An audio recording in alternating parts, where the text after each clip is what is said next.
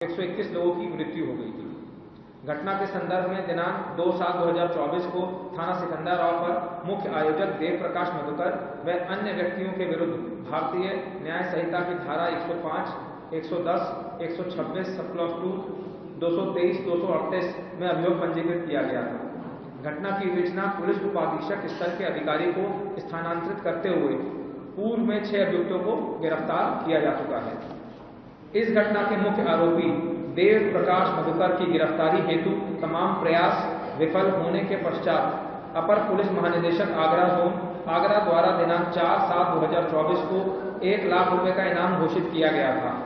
उक्त अभियुक्त देव प्रकाश मधुकर को हाथरस की जनपदीय एसओजी द्वारा कल दिनांक 5/7/2024 को देर शाम नजफगढ़ दिल्ली से गिरफ्तार कर लिया गया है तथा थाना सिकंदराबाद पुलिस द्वारा आज दिनांक 6/7/2024 को अभियुक्त राम प्रकाश साखे को कैलाश कैलोरा चौराहा से तथा अभियुक्त संजू यादव को गोपालपुर कचौरी सिकंदराबाद से गिरफ्तार कर लिया गया है। प्रारंभिक पूछताछ पर अभियुक्त देव प्रकाश मधुकर द्वारा अवगत कराया गया है कि वह जनपद एटा में वर्ष 2010 से मनरेगा में जूनियर इंजीनियर के पद पे संविदा पर कार्यरत है। वह इस संगठन से वर्षों से जुड़ा हुआ है और इस संगठन के कार्यक्रम आयोजित कराना तथा संगठन के लिए फंड इकट्ठा करने का काम करता है। वह दिनांक 2/7/2024 को ग्राम फुलरई में आयोजित सत्संग के कार्यक्रम का मुख्य आयोजक था तथा इस कार्यक्रम की अनुमति इन्होंने ही ली थी। इस प्रकार अभियुक्त देव प्रकाश मधुकर को इस घटना के बारे में 2 भूमिकाएं उनकी सामने आ रही हैं। पहली भूमिका मुख्य आयोजक के रूप में और दूसरी भूमिका फंड रेजर के रूप में।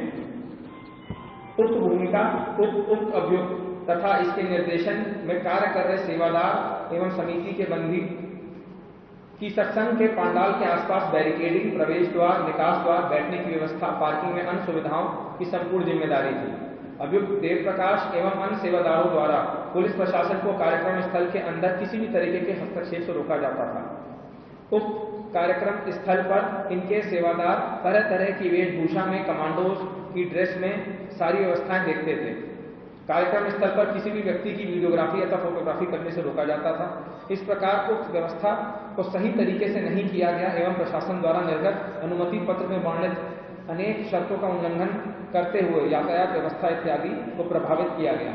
पूछताछ से यह भी स्पष्ट हुआ है कि इनके द्वारा भीड़ को संभालने का कोई प्रयास नहीं किया गया तथा सभी मौके से फरार हो गए। इस प्रकार इस अभियुक्त एवं अभियुक्त के निर्देशन के कार्य कर रहे सेवादारों, जिनमें 6 सेवादारों को गिरफ्तार किया जा चुका है, द्वारा अव्यवस्था फैलाई गई जिसके चलते घटना घटी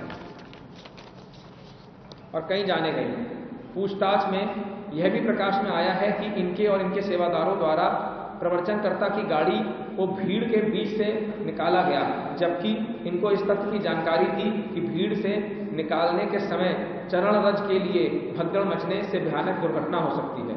इसके अतिरिक्त यह तथ्य भी गहराई से जांच की जा रही है कि इस घटना के आयोजक सेवादारों द्वारा किसी के कहने या किसी के दुष्प्रेरित करने से तो ये नहीं कराई गई है एवं आवश्यकता अनुसार गिरफ्तार सेवादार आयोजकों को पुलिस कस्टडी रिमांड में लेकर पूछताछ की जाएगी।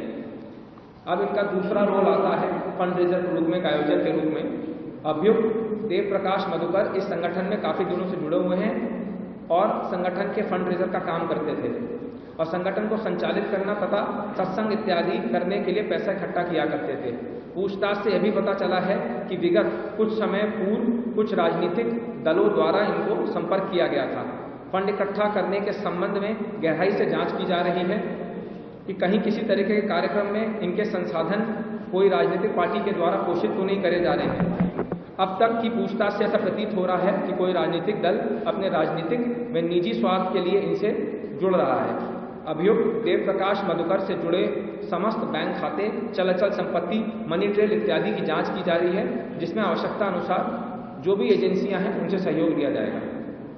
अगर आप ये वीडियो YouTube पर देख रहे हैं तो हमारे चैनल को सब्सक्राइब करें और बेल आइकन को दबाना ना भूलें। अगर आप Facebook पर ये वीडियो देख रहे हैं तो हमारे पेज को लाइक करें।